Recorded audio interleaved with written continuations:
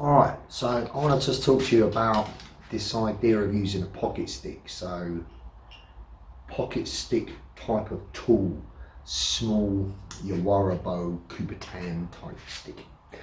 Now, what I'm not talking about is the conventional way in which the pocket stick was looked at or trained, during the 80s, 90s period, where it was used like a pressure point device. That conveys no interest to me whatsoever.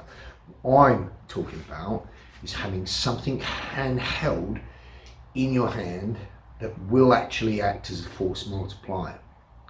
So it will allow you to bring more force to your potential need to defend yourself in the event of a threat disparity. So dealing with a larger, more aggressive subject, or dealing with somebody that's armed. Now, if you're dealing with somebody that's armed, ideally, as tool-bearing animals, you want a weapon by design. But of course, talking from a UK perspective, living in any Commonwealth country, like I've said many times before, and I don't mind saying out loud, is that our God-given right to arm ourselves in order to protect ourselves against armed enemies has long since been taken away from us.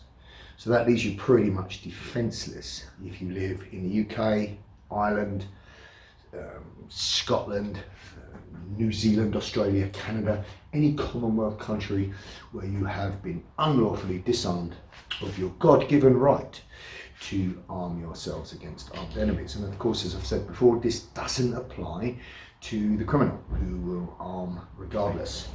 Or it doesn't apply to the individual that likes to hurt people and will use tools to do so. So where does that leave you? Well, first of all, you need to learn your first layer, if you like, of becoming a force multiplier that you can be, is your unarmed skills. You have to take your unarmed skills to a high level. Outside of that, there's certain tools that you may need in a jam to improvise. And one such tool would be any kind of like pocket stick type structure. So let's look at definition of that, right? So here is just a massage stick that is used for the purpose of trigger point therapy and various other tension release for soft tissue work, and indeed I use it for that. But nonetheless, this is a stick-like structure that in your hand makes your fist more solid if you were to punch with your knuckles of your fist. So it can act as what's called a fist load. So just think about the old American bare knuckle fighters that used to fight illegally for money in the old days, and if they were evenly matched, they would throw in a roll of dimes. So a dimes in a paper roll would be used by each fighter if both agreed as a fist load. And what that actually does is it takes out any air in the closed fist to make the fist more solid. Not necessarily going to do your metacarpals any good when you hit bone on bone, but nonetheless it makes the fist more solidified. So holding something of this kind of structure in your hand will act as a fist load. But where we're really interested in it, if I tap the top of it, is the pointy bit, the bottom, which is blunt enough to do a lot of damage to large muscle groups, penetrative type strikes, is of substance structure enough to do significant damage to bone, namely hands, limbs, skull, face, etc. That will, in a sense, force multiply or allow you to bring more force to the situation that you find yourself in than just your hand.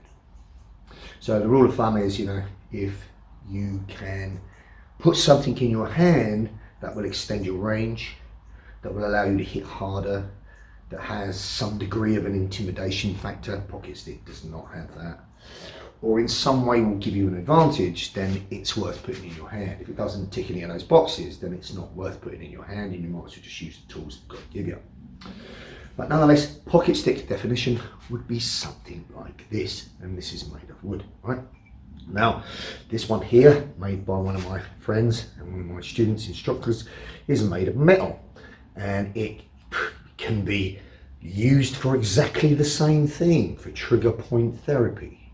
Nonetheless, it is a pocket structured type stick, and the commonality of it is it's rounded enough not to pierce flesh, so it's not going in. Right? One of the best ones that I've seen on the market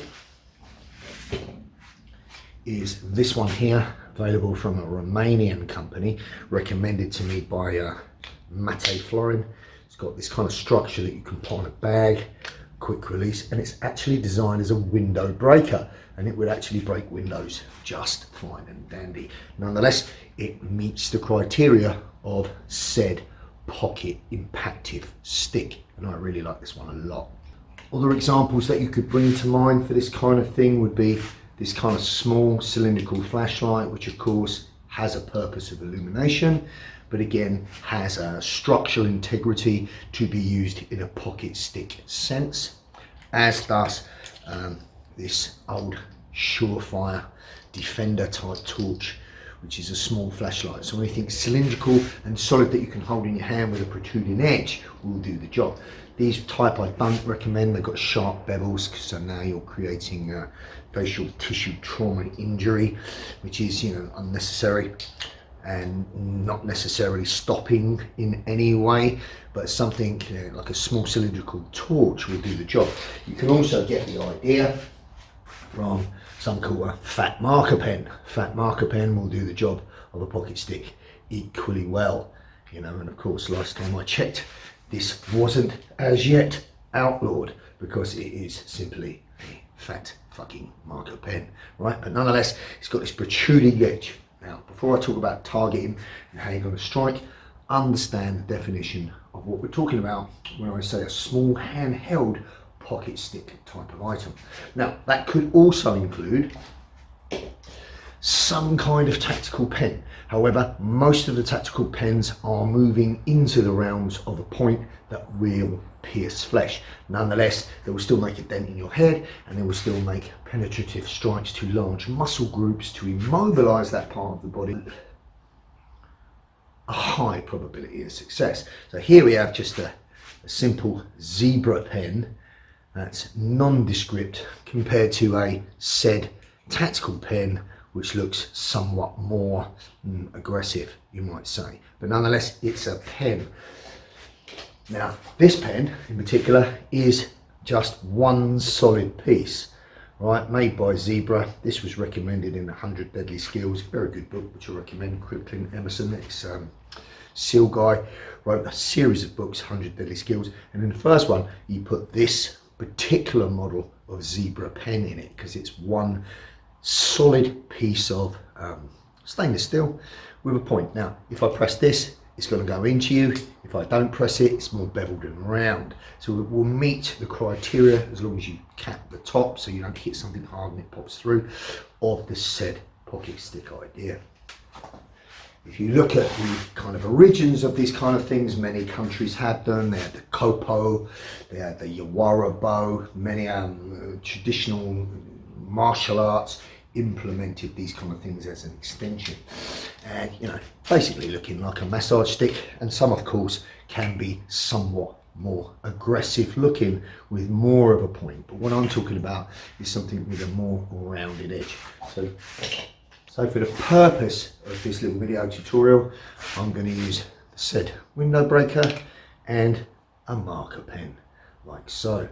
Now, forget the pressure point bollocks, right?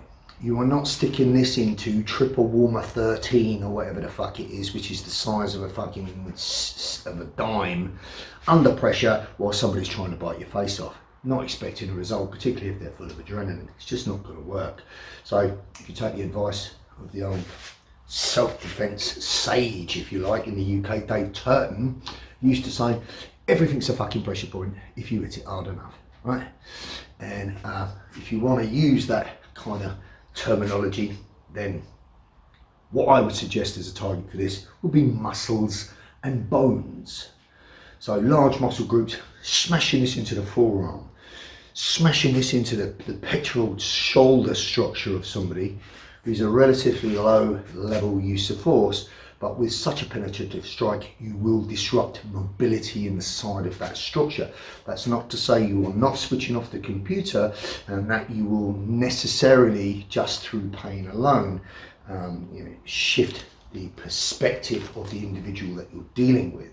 It may stop them, but it's not reliable. But penetrative strikes to the muscles would be considered a low profile option and can have a good effect, particularly if you work in the security industry, right? Where you could use a small flashlight or something like that. In terms of what I'm talking about here, I'm talking about fucking bones. So if somebody grabs you here and I smash this into the fucking back of your hand and every fucking into your face, then I'm gonna get a result. I'm gonna get a response in some way that's going to give me a transition to something else. Now, the way in which I would suggest using this as a force multiplier would not be instead of unarmed skills, but would be with the integration of unarmed skills. So an example might be, not a huge advocate of punching, that's not to say I don't use it and I don't teach it, I have done on both accounts. But if I punched you in the face with this as a fist load and then grabbed the hold of you and hammered down through your face with this pointy part, I'm pretty sure I'm going to get an effect. And maybe if I've gone 1, 2 and then boom, buried an elbow, this would be an example of integrating said tool with unarmed skills. So think of both. So if I'm bracking on your crate here with this shot and you're covering up, well now I'm going low with a knee, I'm kicking you in the groin, I'm sweeping your legs out and then I'm stomping on your ankle. So think about the context of implementing tool with unarmed skills. Now before any of you spanners jump on me and say, oh well, if you do that to somebody you're going to end up here, you're going to end up getting ditched, you're going to end up in prison, you're going to end up this.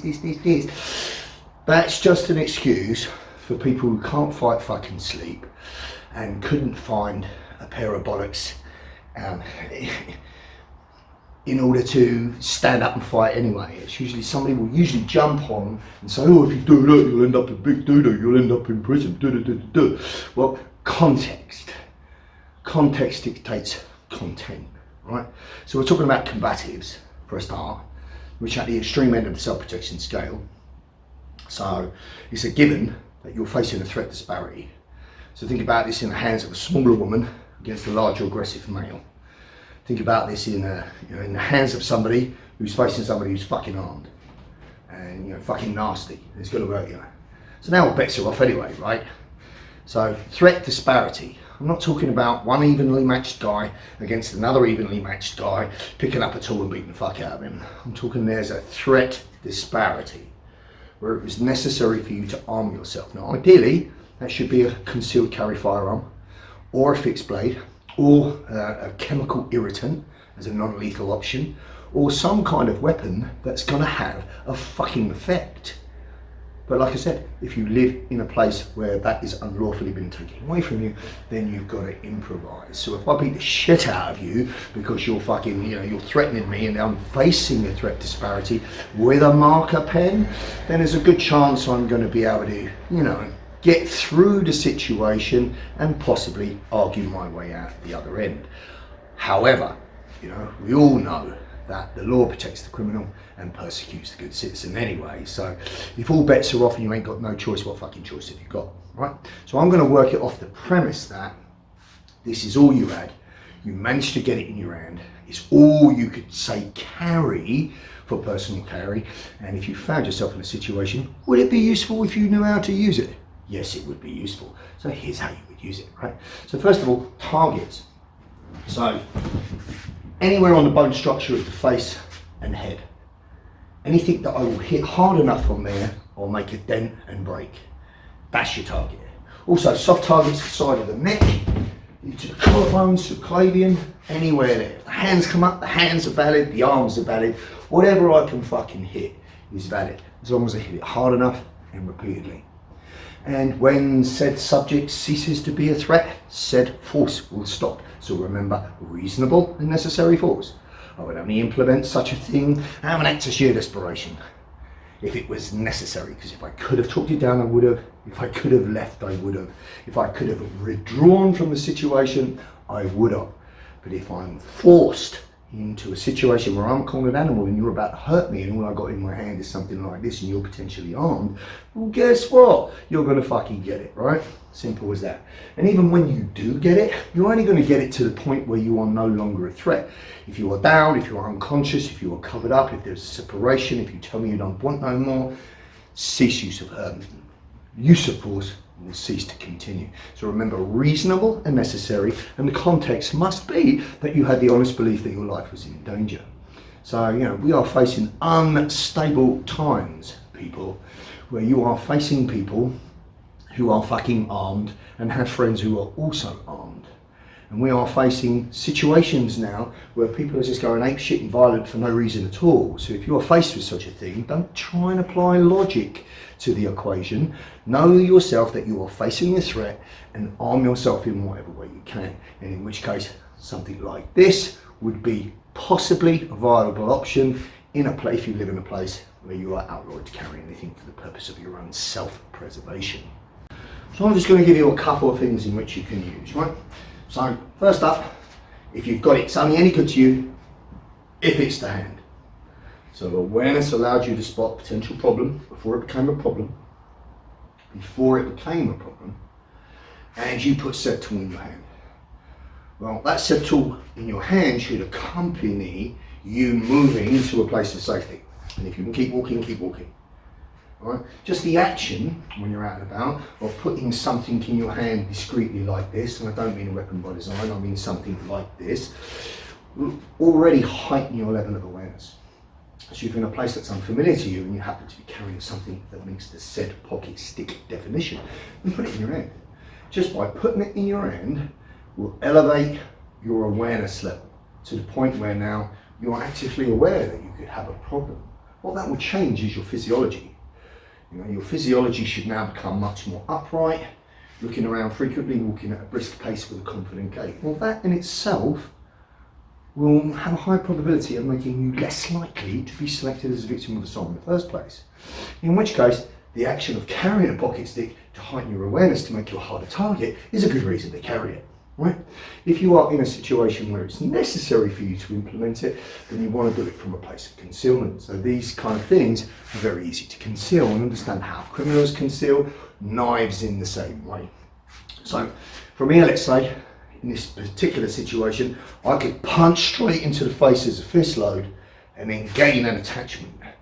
Now from here, I can just cycle down with hammer fist type strikes until the fucker's beaten down, and then maybe bury an elbow, right? So, set place here, he's working on a bob, he's got no arms, he's not going to respond in the same way, the natural way anyone would, which would be head moves back, hands come up to guard or turn away, which incidentally is defensive physiology.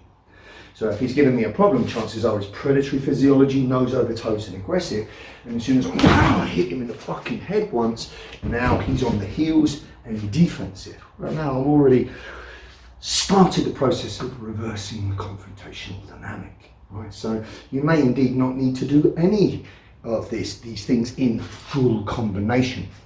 You might hit him, grab him, and it's done. Hit him, grab him, hammer it once, and it's done. Or you might need all of it. Understand? No guarantees in life in anything. You can never say something will always work. You can never say something will never work. You can never say never and never say always about anything in life, right? But the point is, if you are going to engage in this activity because violence is about to be imposed upon you, then you want to be the feeder in a relationship.